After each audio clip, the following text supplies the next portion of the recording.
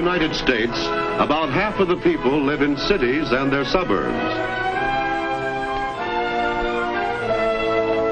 Between these cities has grown a network of transportation arteries to carry men and goods in a steady flow of commerce. Largest of these cities is New York. Here we find a good example of how such transportation arteries also develop within the city itself. This is Manhattan, business center of New York City and heart of the city's life. Millions pour into the area every day to work and shop, to buy and sell, to manufacture clothes, to run banks and brokerage firms, to handle imports and wholesale goods, to load and unload ships. But where do all these people come from, and how do they get here? Some of the people who work in Manhattan live in apartment houses and other sections of the city. Others in single-family houses out in the suburbs. In the mornings, Manhattan acts like a heart and draws in the workers from their homes in the surrounding areas. The streets become filled with crowds of workers and shoppers. Then, in the evening, the workers stream home again. And the business section becomes a ghost city.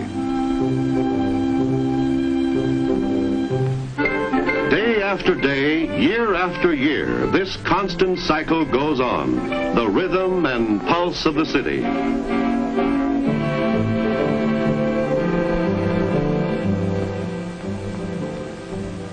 When work is over, New Yorkers, like people everywhere, seek places of recreation. Sometimes they go to Coney Island, or more distant beaches, or Broadway, or just relax at a ball game.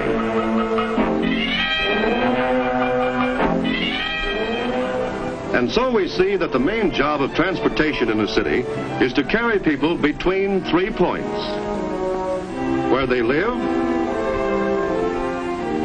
where they work, and where they play. In New York City, people have a choice of several arteries of transportation. Certainly the most important means within the city is the subway. Almost any section of the city is within easy walking distance of a subway station. And by subway, one can travel to most points in the city, quicker and cheaper than by any other way. The subway schedules are arranged to meet the changing flow of traffic. In the early morning, there is heavy subway travel, followed by a slackening. In the late afternoon, there is a second rush, returning workers to their homes. At night, the load grows lighter and lighter.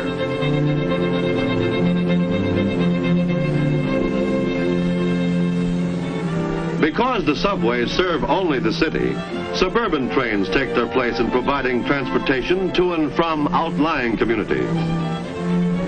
Since these trains serve a larger area with less people, the fare costs more and there are fewer trains. But once aboard, the commuter can enjoy a leisurely, comfortable trip.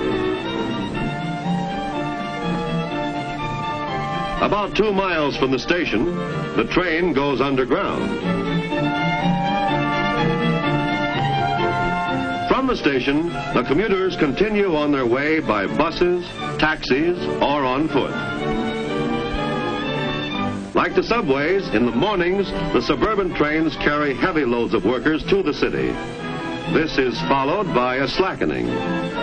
In the late afternoon, there is a second surge as workers leave the city and return to their suburban homes. At night, there is less travel. Many commuters who come from New Jersey to New York must leave their trains in New Jersey and continue their trip by ferry boat. Although the ferry is slow, its passengers can get a breath of sea air before they plunge into the bustling city.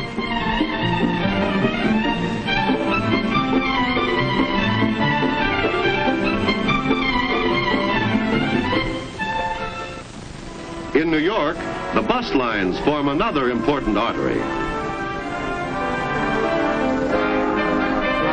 Their routes weave a tightly laced pattern over the face of lower Manhattan, and one can find a convenient bus line almost anywhere in the city. Buses are slower than the subway, but they offer the pleasure of being able to see store windows and the people of the city as they work and play.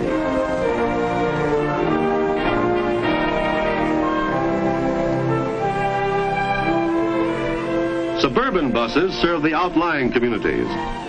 When these reach the city, they usually transfer their passengers to the subway, which is faster. But of all the arteries of New York, perhaps the automobile routes have created the most problems.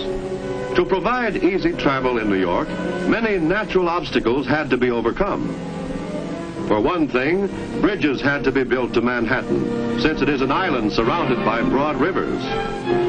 With the development of steel cables, modern suspension bridges became possible, and during the last century, one bridge after another has been built across the rivers.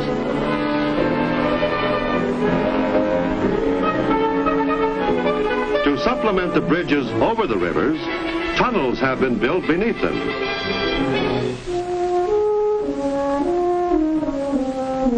Together, the bridges and the tunnels make possible a steady stream of traffic in and out of Manhattan.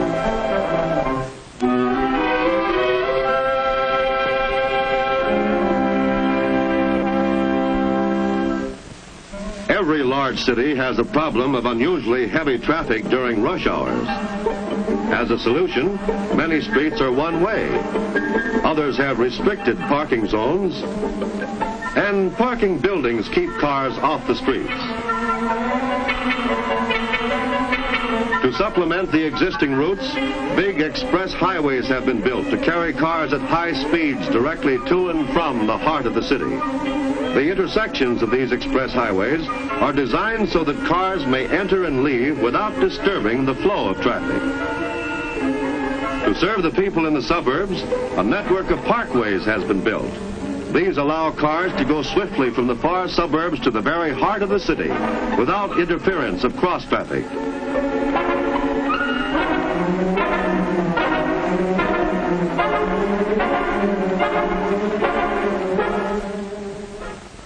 And so, by day and night, year after year, these arteries of New York throb steadily, their pulse timed to the life of the city.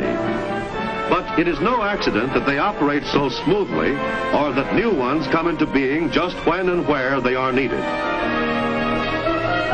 Providing transportation for New York's millions is the job of many kinds of experts. This group of research workers analyzes population trends to determine when and where new arteries are needed. Over a period of time, the people of the city move from old sections to new ones. As the population shifts to other sections, transportation must move with them, and new arteries must be built.